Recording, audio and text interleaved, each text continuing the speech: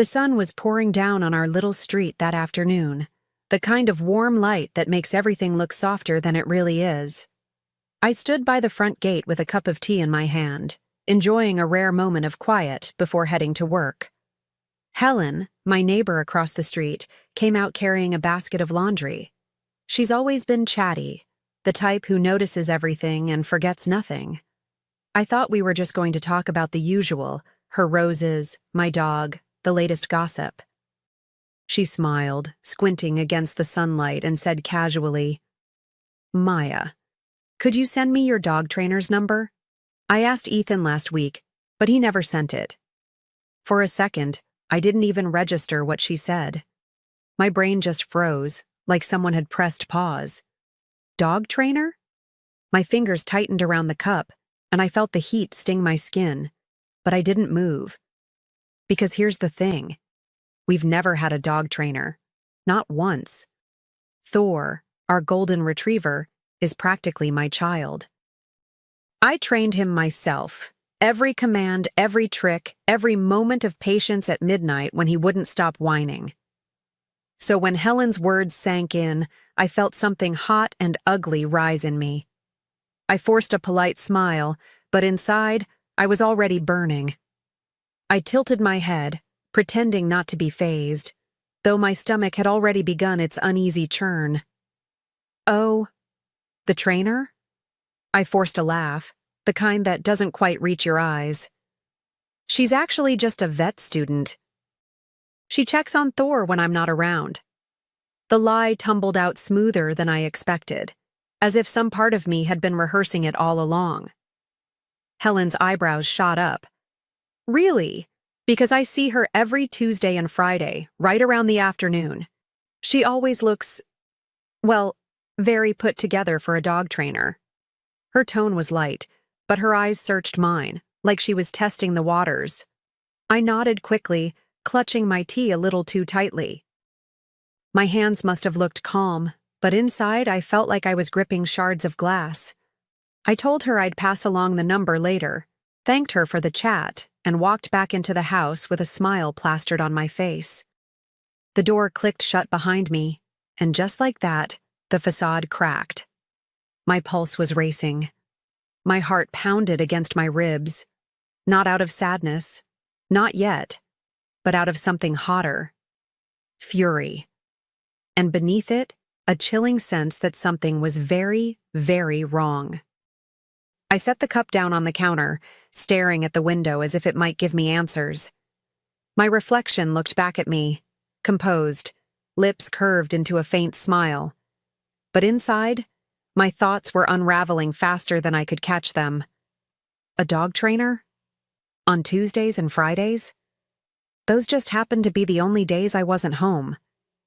It was too perfect to be a coincidence, and I knew it. For weeks, Ethan had been so insistent that I go into the office instead of working from home, even when I said I could easily finish things remotely. He called it good for my focus. I had brushed it off, trusting him, never questioning his motives.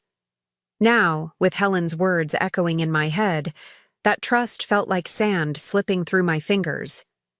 Still, I couldn't let anyone, least of all Helen, see me crack. So I held my head high, thanked her again, and went inside as if nothing had happened. But when I closed the door and leaned against it, the smile disappeared. My mind was already racing, piecing together patterns, moments, and excuses that suddenly didn't add up. Something in me shifted that day, and without saying it aloud, I knew exactly what I had to do next. That night, I lay in bed staring at the ceiling, listening to Ethan's even breathing beside me. He slept so peacefully, as if nothing in the world weighed on him. Meanwhile, my thoughts spun in a loop, circling back to Helen's words again and again. Tuesday, Friday, always the same days, always when I wasn't home. It was too precise, too rehearsed to be chance. I started retracing the last few weeks in my mind. The sudden insistence that I go into the office, even though my boss had no problem with me working from home. The way Ethan had been oddly cheerful on those mornings, pressing a quick kiss on my forehead and urging me to leave early. At the time, I thought he was just being supportive. Now, I wondered if he was pushing me out the door for someone else to walk in. I tossed and turned, the sheets twisting around my legs like ropes. Every time I closed my eyes, I saw her, the so-called dog trainer, sitting in my living room, sipping wine with my husband. The thought made me sick, but it also sharpened something inside me. If Ethan was lying, I wasn't going to confront him blindly. No, I'd need proof. And I had the perfect idea for how to get it. The next morning, I paid closer attention. As I sipped my coffee, Ethan leaned against the doorway, tie half done, and casually suggested, "Maybe you should head in early today, get a head start." His voice was too sweet, too eager, and for the first time, I didn't just nod along.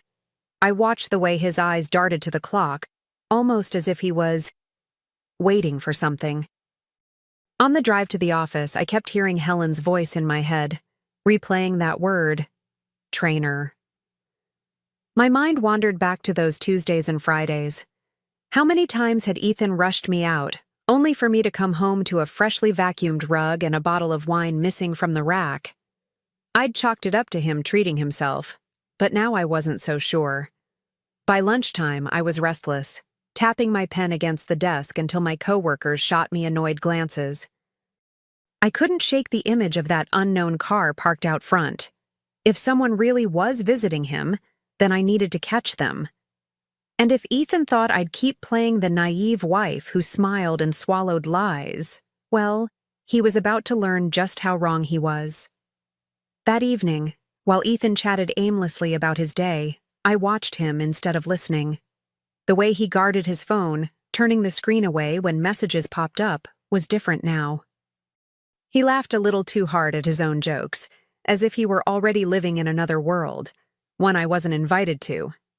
My gut twisted tighter with every glance he avoided. When I asked how his trainer search was going, he waved it off.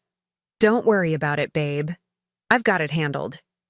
His tone was casual, but his jaw was stiff, his hand gripping his glass like he needed the wine more than air. I nodded, murmured something supportive, but inside I was screaming. He thought I was blind. He thought I was too comfortable, too trusting to notice. That night, I sat by the window long after he'd fallen asleep again. The street was quiet, the moon casting shadows across the pavement. Tuesday and Friday, like clockwork. I felt the fire inside me grow, but I smothered it beneath a calm resolve. I wouldn't accuse. Not yet. If Ethan had turned our home into a stage for betrayal, then I would be the one to write the ending. And soon, very soon, I'd be ready to walk back through that door at just the right moment. Friday morning arrived, and Ethan was unusually chipper, humming as he buttoned his shirt.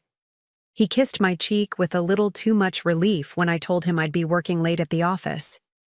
"Don't wait up," I said lightly, hiding the fact that my suitcase was already in the trunk of my car. He didn't notice the way my hand trembled when I waved goodbye. At my desk, I tried to focus on emails, but every tick of the clock felt like it was mocking me. My coworkers chatted about weekend plans, but their voices were muffled, distant, as though I were underwater. My pulse was too loud in my ears, my stomach churning with dread and anticipation. By noon, I couldn't take it anymore. I grabbed my bag and left, telling my boss I had a personal emergency. The drive home felt like forever. Every red light stretched out, every passing car a possible witness to the storm building in my chest. As I turned onto my street, I spotted it immediately. A sleek black car parked right in front of my house. My hands tightened on the steering wheel. That car didn't belong to anyone on our street. My heart raced as I pulled up quietly, praying I was wrong, yet knowing deep down that I wasn't. I cut the engine and just sat there for a moment, gripping the steering wheel until my knuckles turned white. My breath came shallow, quick. Part of me wanted to back out, to drive anywhere else and pretend I hadn't seen that car. But another part, the part that had been quietly collecting the pieces all week, knew this was the moment I had been waiting for. I slipped my heels off, my bare feet silent against the pavement as I made my way up the driveway. The house looked so normal from the outside, curtains swaying gently in the summer breeze. But when I touched the doorknob, I felt a weight pressing on my chest, heavier than the August heat. My hand shook, but I forced it steady. If there was truth to Helen's words, I needed to see it with my own eyes. The lock clicked open, and I pushed the door slowly, careful not to let it creak. The familiar scent of lemon cleaner lingered in the air, too strong, like someone had rushed to cover something up. That's when I heard it. Laughter. Light, feminine, echoing through my living room. A glass clinked against another, followed by Ethan's deep chuckle. My pulse thundered as I crept closer, every step a battle between dread and determination. I paused at the corner of the hallway, my back pressed against the wall, trying to steady myself. My heart was racing so hard I thought they might hear it thudding from the living room. I could hear her giggle, light and playful, followed by Ethan's low murmur. My throat felt tight, like it was closing in on me. I'd been right all along. With one deep breath, I stepped forward. The scene unfolded in front of me like a cruel play. Ethan lounging on the couch, a glass of red wine in hand, and a young brunette perched far too close, her legs tucked under her, her smile a little too sweet. Their knees brushed. My stomach dropped. For a moment the world seemed to tilt, and all I could think was, so this is what betrayal looks like. Ethan's eyes shot up first, wide and pale, his face draining of color. The girl froze, her hand halfway to his. And me? I didn't scream. I didn't cry. Instead, I pulled my phone from my purse, steady as a surgeon, and snapped a photo. The sound of the shutter echoed louder than any accusation I could have spoken. They both looked at me like I'd just detonated a bomb. And maybe, in a way, I had. For a split second, the room was frozen in time. Ethan with his glass halfway to his lips, her eyes wide like a deer in headlights, and me standing there with my phone raised. My hand didn't even shake. I clicked once more, letting the flash slice through the room like a knife. It wasn't just a photo. It was my insurance, my shield, my weapon. Ethan finally scrambled to his feet, muttering something about explanations, about how it wasn't what it looked like. His voice cracked, desperate, and it almost would have been pitiful if it weren't so insulting. The girl shifted uncomfortably, setting her glass down with a clink that felt like punctuation at the end of a sentence I hadn't wanted to hear. I took a step back, my voice calm, eerily calm. Don't stop on my account. The camera caught enough. The words seemed to slice through the air sharper than any scream could. Ethan's mouth opened, then closed, like he was gasping for oxygen. And in that moment, I realized I held the power now. They had written this story in secret, but I was about to choose how it ended. Ethan's face turned a blotchy shade of red, his hands fluttering as if trying to physically catch his excuses before they crumbled in the air. Maya, wait. This isn't what you think, he stammered, his voice trembling between guilt and panic. I tilted my head, studying him the way I used to study Thor when he tried to sneak food off the counter. The difference was, Thor always looked guilty because he was. The woman stood, clutching her handbag like a lifeline. She made a move toward the door, but I shifted my body in front of her path, blocking the way. No, I said softly, my tone like ice water sliding down their spines. If you're bold enough to sneak into my house, you're bold enough to stay here and face the truth. Her lip quivered, and I could almost hear her silently wishing she'd never stepped foot inside. Ethan rubbed the back of his neck, his eyes darting between us. The air felt thick, almost unbreathable, but I wasn't about to let him off easy. I wasn't interested in his apologies or the lies he might concoct to soften the blow. I wanted him to sit there, trapped in his own choices, while the walls of the life he built with me began to close in. And little did he know, I hadn't even played my best card yet. I didn't shout. I didn't cry. I simply slipped my phone back into my purse and straightened my shoulders. The silence was deafening, broken only by the tick of the clock and the faint hum of the refrigerator. "Enjoy your wine," I said evenly, as if I were a guest excusing myself from a party. My calmness rattled him more than any storm of rage could have. As I turned to leave, I felt his hand reach for me, but I pulled away. "Don't," I warned, my voice low but steady. "You've had your fun. Now you can live with it." He froze, his mouth opening to argue, but no sound came out. She stood behind him, eyes glossy, fingers twisting around her necklace, clearly realizing she wasn't just a secret anymore. She was evidence. I walked out the door, the evening sun hitting my face like a spotlight. My hands were trembling again, but this time, it wasn't from fear. It was from anticipation. I already knew what I had to do. And when the sun went down that night, Ethan would see exactly what it feels like to be blindsided. That night, I didn't raise my voice. I didn't even bother with questions, because the answers no longer mattered. While Ethan sat at the table, pretending to scroll through his phone, I placed a manila envelope in front of him. He looked at it, confused, until I slid it closer. The divorce papers, crisp and undeniable, stared back at him. He blinked, his mouth parting like he was about to laugh, or cry, or beg. "Maya, wait. You don't understand." I finally let my eyes meet his, but there was no softness left in me, no space for excuses. "I understand perfectly," I whispered, steadying my voice. "I trained Thor. You trained me never to trust you again." The silence that followed was thicker than any argument. Later, I sat at the edge of the bed, my suitcase open beside me, folding clothes with a calm I didn't recognize as my own. Thor curled up at my feet, resting his head on my knee, as if he already knew we were leaving. My phone buzzed with new messages, Ethan's family, his friends, all seeing the photos I had sent. I didn't even need to open them to know the storm that was brewing. But the real question was, what kind of life was I about to step into now? The fallout was swift. By the next morning, Ethan's phone wouldn't stop buzzing, but I didn't care to answer for him anymore. His sister's voice echoed through the hallway, sharp and furious, while his mother's texts poured in, filled with disappointment and disbelief. For once, they weren't questioning me. They were questioning him. The man who had always hidden behind charm and easy smiles suddenly had nowhere to hide. Thor and I slipped out quietly that weekend, leaving behind the house that no longer felt like home.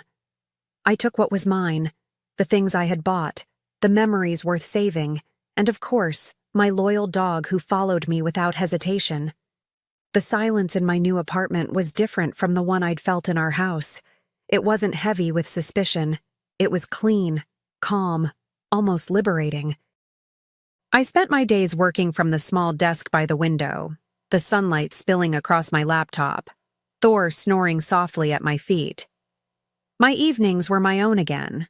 I cooked what I wanted, watched the shows I loved, and learned how peaceful life could be when you're no longer waiting for lies. But the strangest part wasn't the quiet. It was how quickly freedom started to feel like home. And yet, there was still one more thing I had to do before I could truly close that chapter. The following week, I put on my favorite dress. Nothing flashy, just something that made me feel like myself again. Thor's leash dangled from my wrist as we walked down the street, the late afternoon sun painting everything in amber. I could feel my neighbor's eyes on me before I even looked up. Helen stood by her gate, folding laundry, just as she had that day when everything began to unravel. She gave me a small, sympathetic nod, the kind only another woman who's seen too much can give. I smiled back, faint but certain, like a promise whispered only to myself. Thor pressed against my leg, his tail swishing gently, grounding me in the present. For the first time in weeks, my chest didn't ache. The air felt lighter, fresher, almost as though the house itself had exhaled after holding its breath too long. I turned to Helen, pausing just long enough to let the quiet stretch between us. "No more trainers," I said softly, almost amused by my own words. "Just us." She tilted her head, as if she understood everything without me having to explain a single detail. And in that moment, as Thor tugged me forward, I realized this was only the beginning, because sometimes freedom isn't the end of a story. It's the spark that ignites a brand new one. After not seeing him for a month, John thrust a divorce lawyer's business card at me without even asking, "Are you okay?" or "How are you feeling?" "Divorcing a wife who doesn't work. Pay me $1,000 a month as alimony. Sounds good." "Take care," John chuckled as he said this. Standing beside him, Emily was wrapping her arm around his, wearing a similar smug expression. "Fine, let's divorce then." I said it so casually that John seemed a bit surprised, but he quickly shared his smile with Emily. Good thing John isn't much of a thinker. It makes my plan easier to execute. After the divorce papers got approved, I decided to start my revenge plan on both of them. I will make them cry as a celebration of my recovery. My name is Sarah Wolf. I'm a 47-year-old illustrator. I also work as a children's book author. I just love drawing. I have 2 childhood friends, John and Emily. They're important friends to me, and John is also my husband. It all started when John asked me out as I was heading to a different college after high school. I was surprised. I thought he was into Emily, but I couldn't say no to a confession from John, whom I had secretly liked. After some thought and consultation with Emily, I accepted John's proposal. Emily's behavior had been a bit problematic since our teens, but she was still a dear friend to both John and me. However, Emily had a tendency to snatch other people's boyfriends and then dump them once they became obsessed with her, causing problems time and again. Her parents were concerned, so John and I often spent time with her to watch over her. John and I got married when we were 25. 4 years later, Emily brought her fiancé into our lives. His name was George, a professional working for a top-tier company. "Nice to meet you, Sarah and John. I've heard so much about you.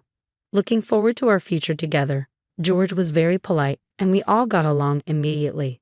We would get together during holidays and vacations, taking trips or going on long train rides to enjoy some drinks. However, things started falling apart after Emily got pregnant 2 years into her marriage. John and I originally had many siblings, so there was no worry about an heir. So we decided we didn't need children. Both of us loved kids but weren't keen on actively caring for them. Besides, we loved our freedom to travel and enjoy drinks. We'd often found it heartwarming to see families with children, but it was never more or less than that. When Emily announced her pregnancy, John's attitude started to change. He quit smoking because Emily said she couldn't stand the smell and even offered to drive her to doctor's appointments using his vacation days.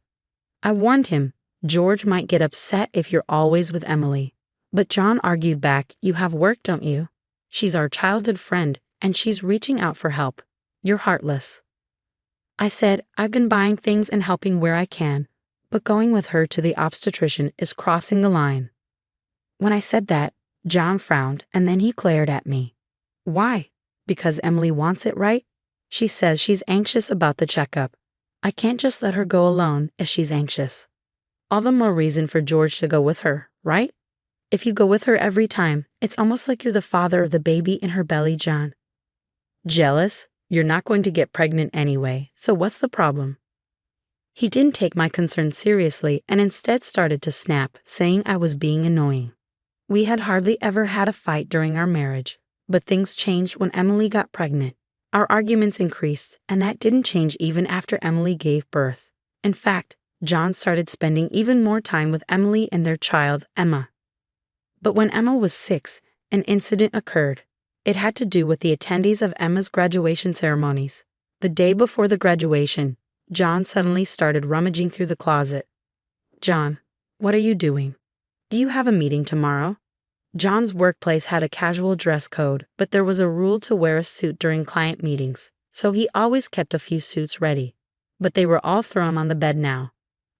No, just trying to decide what to wear for the graduation ceremony. What? You're seriously thinking of attending the graduation? Yeah, George can't make it. Emily asked me. Wait, that's absurd, no matter how you look at it. I inadvertently raised my voice in denial. Immediately, John's face turned sour. I knew he occasionally picked Emma up from kindergarten, and I had done so myself when asked. Yet it was nonsensical for a childhood friend who wasn't even a biological parent to attend a graduation ceremony. What? You still doubt me and Emily. I'm disappointed that you can't even help out. That's not the point. Anyway, I'm attending the graduation tomorrow, so iron a shirt properly. John said that and abruptly ended the conversation, leaving me behind and going to the bedroom. I had no choice but to call Emily. Hello, Emily. About tomorrow. Sorry about tomorrow. I'm borrowing John, but won't George be upset about the graduation attendance? Sarah, what are you talking about? Obviously, I haven't told George that the graduation is tomorrow. I'll tell him after the ceremony. I was shocked to learn that George didn't know about the graduation schedule. Upon further questioning, it seemed that Emily hadn't informed George about any of the kindergarten events so far, and John had been acting as the father at the kindergarten, which made me dizzy with its selfishness.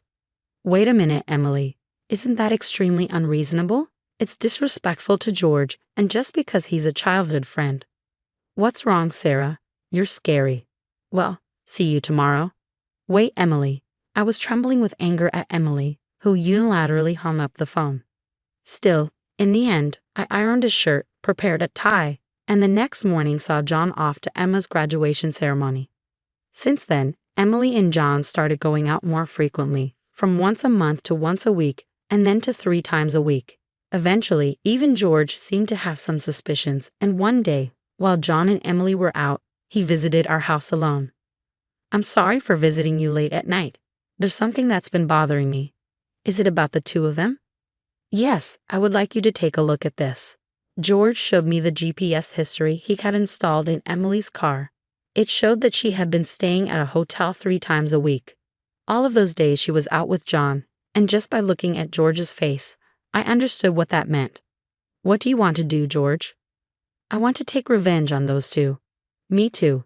I can't forgive them for betraying us after all this time. We started planning our revenge on them secretly. First, I started by increasing my income because I had been busy doing housework and taking care of Emma. My income had drastically decreased. George switched to working from home, and when Emily and John would go out, he would bring Emma to my house, and we would take care of her together. Neither Emily nor John realized that we knew about the relationship, and we were able to gather solid evidence. Once we had collected enough evidence and were ready to take our revenge, we discovered a shocking truth about Emma.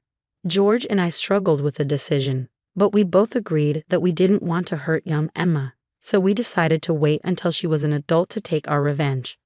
However, even though we decided to endure for 10 years, I was struck with a serious illness. I needed long-term hospitalization, and even at best, I wouldn't be discharged for at least 2 years. Although I could work from a hospital room, it was certain that I would have to reduce my workload. After informing George about the situation, I consulted John. However, John's reaction was no different from when we were making small talk. I'll visit you once in a while. I felt that John no longer had any affection for me, as he didn't even ask about my condition or the name of the disease. In reality, John only visited once a month or once every 2 months, and after Emma's 15th birthday, she started acting strangely. Although she used to visit me almost every day right after I was hospitalized, she became distant after her 15th birthday. However, neither George nor I could figure out why, and we were puzzled. Even when we asked Emma, she just said, "Don't worry about it." However, we ended up learning the reason from John, who rarely showed up. Hey, it's been a while. Yeah, it has. John, who had completely transformed into a flashy appearance, walked in without even knocking. After not seeing him for a month, John thrust a divorce lawyer's business card at me without even asking, "Are you okay? Or how are you feeling?" Divorcing a wife who doesn't work? Pay me $1,000 a month as alimony. That's the deal, so take care, John said, grinning from ear to ear. Beside him, Emily wrapped her arms around John's with a similar expression on her face. Fine, let's divorce then. I casually agreed, which seemed to surprise John for a moment, but he quickly exchanged smiles with Emily. It was good that John wasn't the type to think too deeply. That's why my plan worked so well. After receiving a notification that the divorce was finalized from John, I decided to start my revenge plan against the two of them. I will make them cry as a celebration of my recovery. I promptly started to take action. First, I contacted George to transfer hospitals. Then I informed my lawyer that they would be mediating between the two parties from now on. George also began to act at the same time. He moved near my new hospital with Emma, and he started to visit me frequently. Emma still had a gloomy expression, but I was happy that she came to see me every day. Most of my belongings were already in the hospital room, so I told John to dispose of the rest. I didn't want to bring anything that the two of them might have touched into my new life. Once the hospital transfer and George and Emma's move settled down, I received a call from John. I had only left my seat for a few minutes, but my smartphone already showed 30 missed calls. I answered the phone, feeling exasperated. What? Hey, what the hell is going on? I could hear the voice of a troubled real estate agent behind John's panicked voice. I also heard Emily yelling, which made me feel sick. What do you mean? What's going on? It's obviously about the house. Why do we have to move out? John shouted at me as if it wasn't his fault at all. I replied to him coolly, obviously because that's my house. Huh. John seemed to have completely forgotten, but the truth was, the house we lived in was a room I rented as a workspace when I started to make a living as a freelancer. At that time, I didn't have enough income to maintain two houses, and John didn't have enough income to live alone, so he ended up moving into my place. Therefore, John had never paid the rent or utility bills for that room. Although I received some money from him for living expenses, it wasn't enough to maintain the place. Unfortunately, that room was already canceled. It was far from the hospital I transferred to, so I had processed the cancellation the day after submitting the divorce papers. I didn't inform him because the real estate agent, who knew the situation, said they would contact him. George and Emma suddenly disappeared, and our house was sold. What are we going to do about our new house? I don't know, maybe stay in a business hotel for now. As I turned on the speaker and started working, John yelled in frustration, "Don't screw with me." However, he seemed to remember something and started speaking in a more soothing tone. Well, whatever. When will you transfer the money? We're running low on cash. What are you talking about? Huh? Don't mess around. I told you to pay $11,000, didn't I? Oh, I don't recall agreeing to that. My nonchalant response was met with incoherent screaming from John on the other end of the phone. Apparently, he thought he could get money from me and had been squandering it. Even if he had $11,000 left, how did he plan to get by for the rest of the month? Hey, don't just stay silent. Say something. There's really nothing to talk about. My retort left John momentarily dumbfounded, but he soon started yelling again. Growing increasingly annoyed, I addressed John in as cheerful a tone as I could muster. Anyway, we're basically strangers now, so please don't contact me anymore. You'll hear from my lawyer. Huh? Lawyer? Hey, wait a minute. I hung up without listening to John's response. He tried calling back several times, but I ignored it, and eventually the call stopped. However, angry that I didn't answer, John started ignoring calls from my lawyer. He certainly had a childish side, but I never imagined he'd be the kind of person who didn't mind causing trouble for others. I sighed deeply at John's selfishness. A few months later, after a temporary discharge from a hospital, I visited John's parents' house. In front of me were John and Emily, both looking small and trembling. You telling my parents is a low blow. Oh, I just reported that we got divorced. John glared at me in response to my answer, but he shrank back under his father's stern gaze. Actually, I had a great relationship with my in-laws, even visiting and dining with them when John wasn't around. Despite being so well loved, I felt it was wrong not to share the details of our divorce, so I went to visit them. Is it true that you're remarrying Emily? Yes, it's true. Emily, Emma, and I are going to start over as a family. What are you talking about? Your only family is Sarah. She's not my family anymore. John's words made his father frown with a look that seemed to say, "Give me a break." John shook his head a few times, then handed me a piece of paper. It was a bill from a nearby luxury hotel. What's this? It's the bill from the hotel we stayed at. John, acting as if it was obvious, pointed at the bill on the table, then suddenly collapsed. Oh, what the heck, Mom? I didn't raise you to be like this. My mother-in-law, gasping for breath, was met with a look of disbelief from John. Next to him, Emily wore the same expression. Why are you so angry? It's just that the family is changing because I'm getting married. Plus, you'll have a grandchild, a blood-related one at that. Aren't you happy? You two did it. My mother-in-law, looking as if she couldn't believe what she was seeing, glanced at John, then turned her gaze to me. Both my in-laws understood that I didn't want children and still treated me as their own daughter. Of course, they treated Emily, my childhood friend, similarly, but there was always a boundary between a daughter-in-law and a friend. I remembered Emily often complaining about that, so I was certain my mother-in-law wouldn't be happy about this situation, and Emily should have known it too. You adore Emma, right? It'll be your grandchild, so you'll be happy, right? It's because she's a child I've known since she was little. Oh, but half of her blood is from John, right? Even after all this, Emily, showing no sign of remorse and acting as if she couldn't understand the problem, gave me goosebumps. At that moment, someone who had been silent until now spoke up. Enough already. It's disgusting. Emma, who had been playing with her smartphone in the corner of the room, spoke to Emily without looking up. The room fell into a stunned silence. My dad is the only one I consider my father. Whether we're related by blood or not, he's the only one. But you know, John has always been the one to attend your school events. I heard everything from Dad. How he was always informed of the event dates after they were over. How eventually even the events themselves were kept from him. But Dad always said I was his daughter, so I am his daughter. And I will never be yours. Emma glared at Emily as she said this. Then, sitting beside me, she switched to a more concerned tone. You know, when I found out about this, I thought you would hate me. But Dad said that wasn't the case, so I came here today. Emma, I love you so much. You were so kind to visit me every day while I was in the hospital. I was really happy. Sarah, Emma, perhaps relieved of her anxiety, teared up and hugged me tightly. It might indeed be a child resulting from an affair between John and Emily, yet it's a child I've taken care of for 15 years. There's no way I don't have affection for her.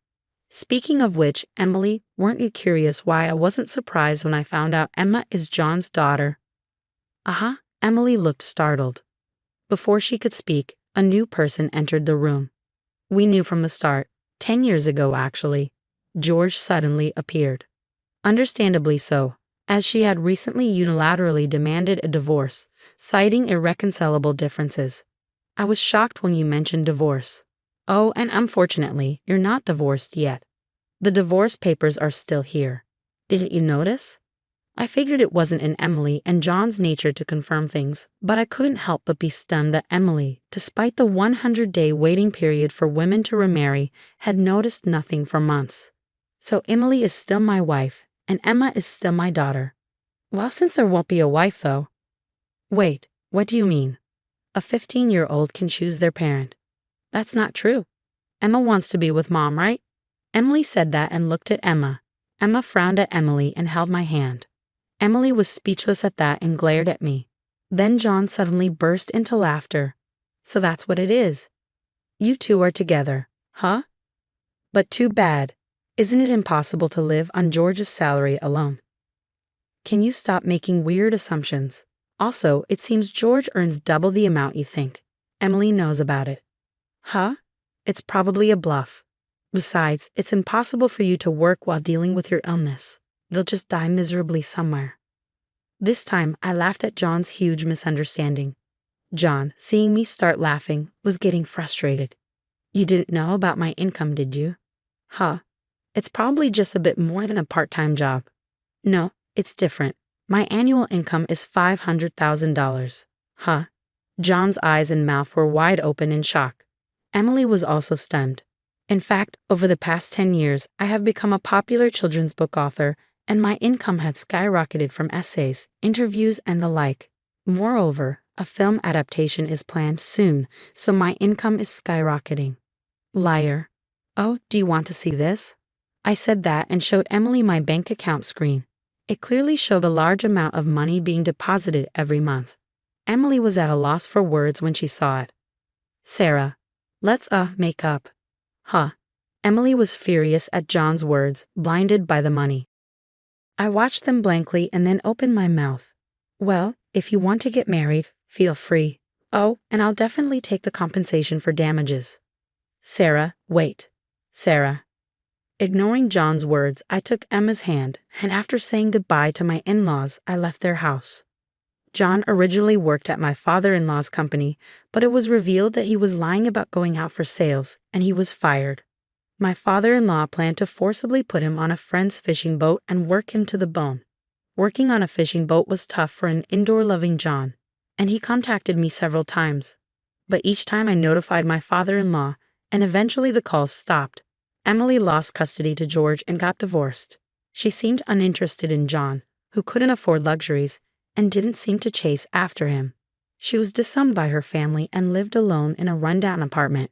She hadn't worked at all since getting married, and since she had always made others do things for her, she couldn't do anything herself.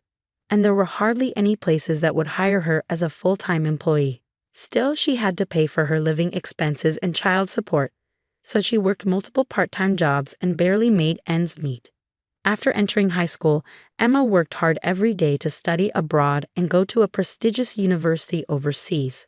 Being originally diligent, her dream is to translate my picture books and deliver them to children all over the world, which makes me happy.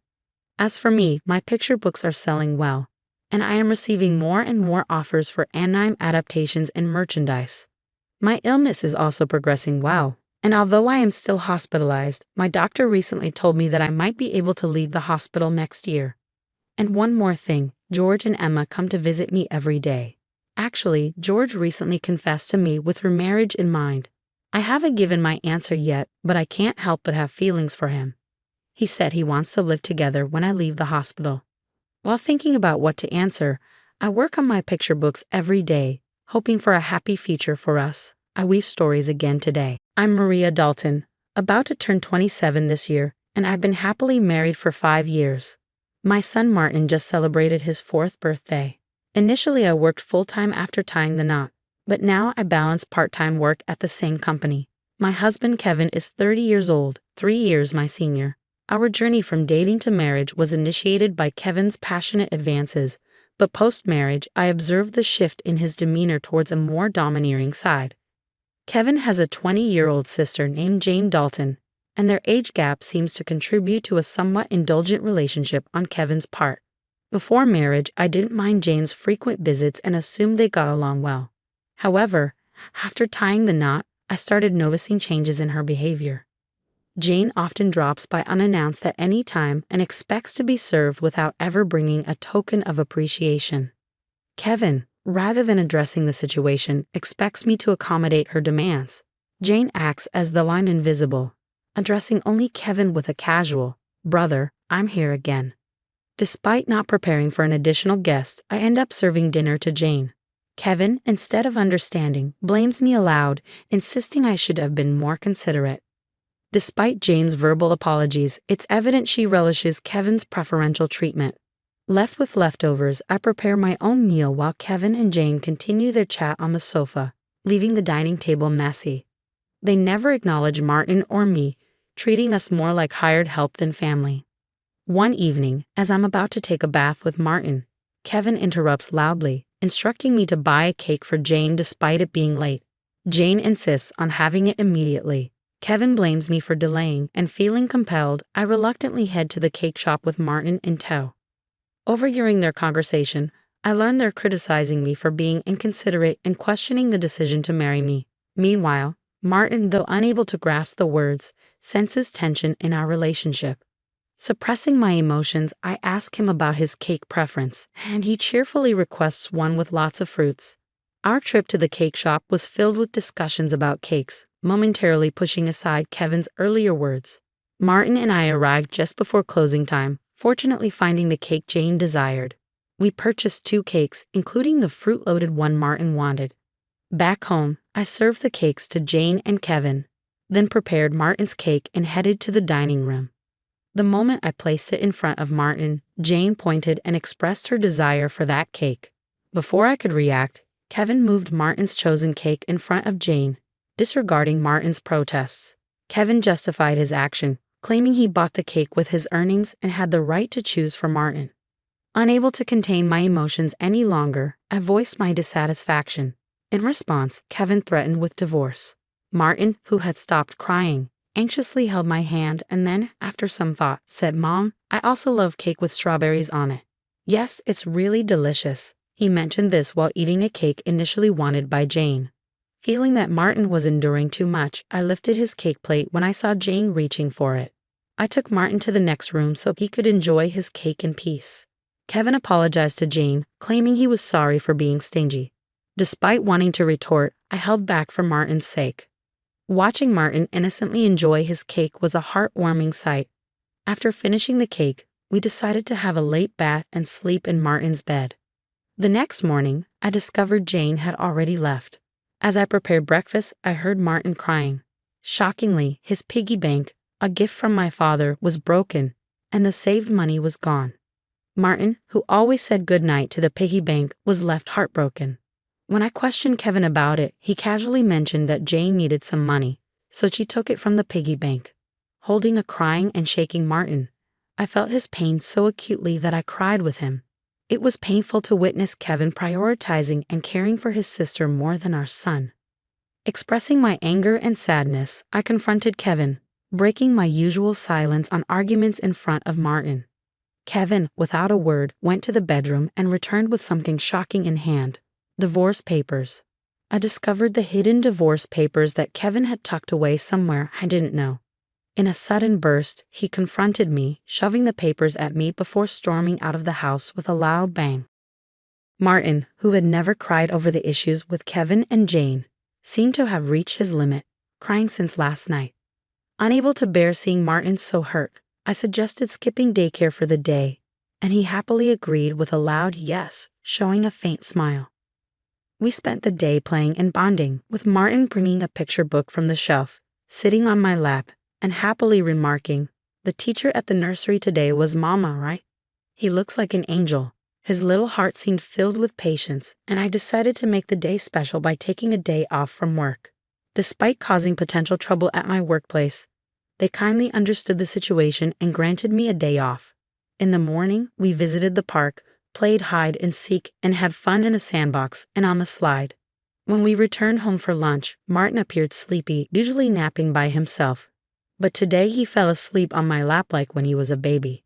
Though I initially thought of doing household chores during his nap, I decided that today was special. Instead, I allowed myself to be healed by his peaceful sleeping face and gentle breathing.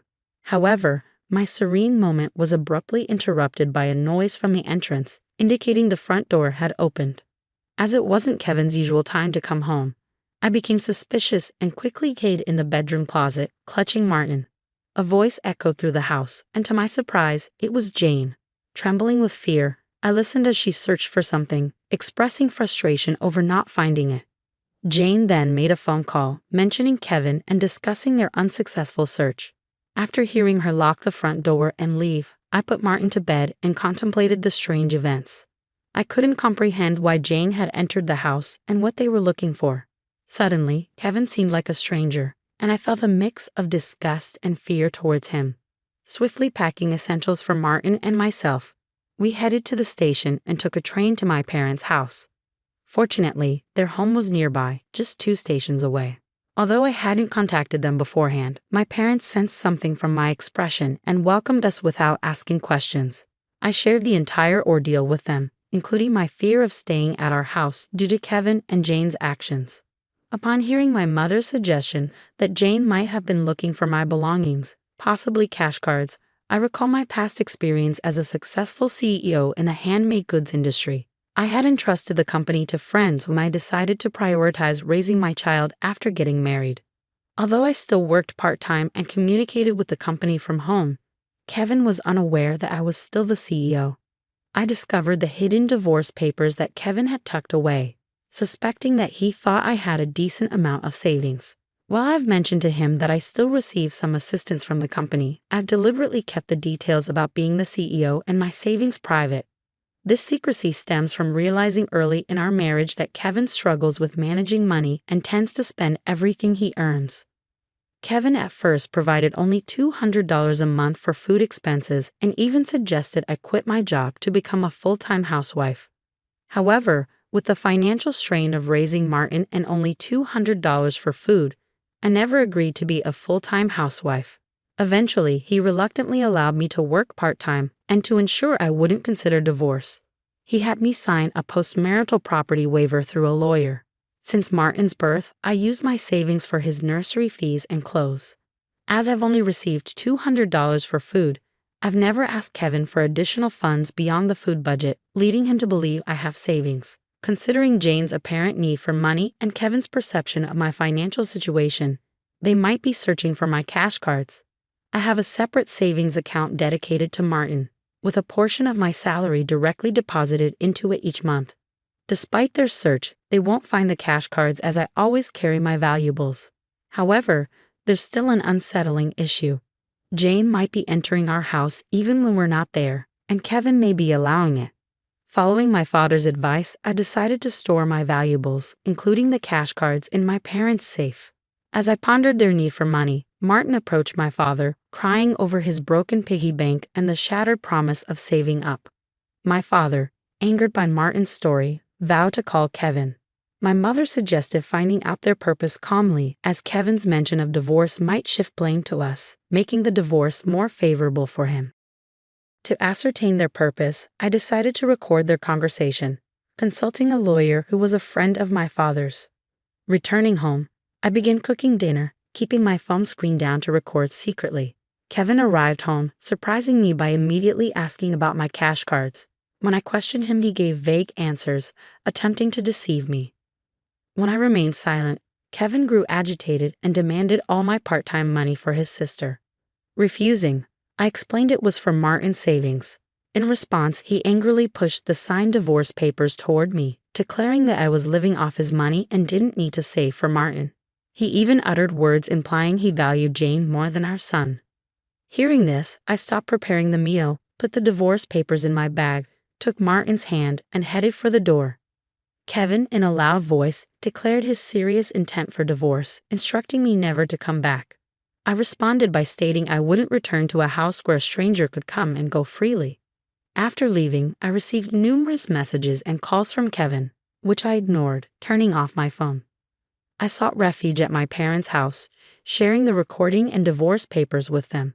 Although I confessed to having no love or affection for Kevin, I expressed concern for Martin. My parents advised me to do as I please, acknowledging the potential emotional impact on Martin if a divorce were to occur. While grappling with the decision to divorce Kevin, Martin expressed his hunger. My mother, seeing my distress, kindly made hamburgers, his favorite dish. Overwhelmed with emotions, tears welled up in my eyes as my mother told Martin, with a warm smile, that she prepared the hamburgers so that he and I could visit whenever we wanted. Taking a bite, Martin exclaimed with joy, praising Grandma's hamburgers and expressing a desire to eat them every day. I responded, saying, "It's because the hamburger contains the love I have for him," and he, in a touching gesture, took a big bite and offered it to me. Moved by Martin's kindness, my tears couldn't be held back, and even though I tried to stop them, they persisted. My father, noticing Martin's concern, reassured him that my tears were of happiness, not sadness. Hearing this, Martin, in a moment of understanding, hugged me, and my father's eyes turned bright red. Realizing the blessing of being with family, I remarked to Martin that family is precious. Surprised, he questioned if Dad had mentioned that only Jane was family. My father gently confirmed it, but then asked Martin if he wanted to live with them as family. With a laugh, Martin happily agreed, making everyone smile. Naturally, despite contemplating divorce, the meal felt so happy that I finally decided to part ways with Kevin. I planned to inform Martin about it, and even though discussing it weighed heavily on my heart, Martin seemed to grasp the situation. Happily, he expressed the desire to live as a family, embracing the pet dog and calling him his younger brother despite the dog being older. Preparations for the divorce began, starting with contacting a lawyer who was a friend of my father. The next day, We formalized the contract, and my father and Martin shared comforting laughter while I laid in bed reminiscing about my childhood. The following day, upon checking my smartphone, I found over 200 calls and messages from Kevin, showcasing his emotional instability. Exhausted, I turned off my phone, and with the lawyer's assistance, we explained the situation to my parents. Jane had accumulated significant debt from a casino and shopping addiction, and Kevin acted as her guarantor, planning to use my savings. The lawyer confirmed that the divorce papers had already been submitted, and Kevin sobbed upon realizing it was finalized. Despite expecting disagreements about child support, he signed a pledge to pay $340 to Martin every month. In a subsequent call from Kevin, his tone lacked aggression, and he calmly admitted to financial manipulation and explained his complex feelings toward Jane. I firmly asserted my decision not to reconsider and heard his faint sobbing before he wished me happiness and hung up. Remaining strong until the end, I discussed future plans with my parents and decided to stay with them until Martin grows up. I resumed my role as a company president and later learned that Kevin and Jane had informed their parents about the divorce and debt, resulting in dissownment. Today, I find happiness being with my family. If you like story, please don't forget to subscribe the channel.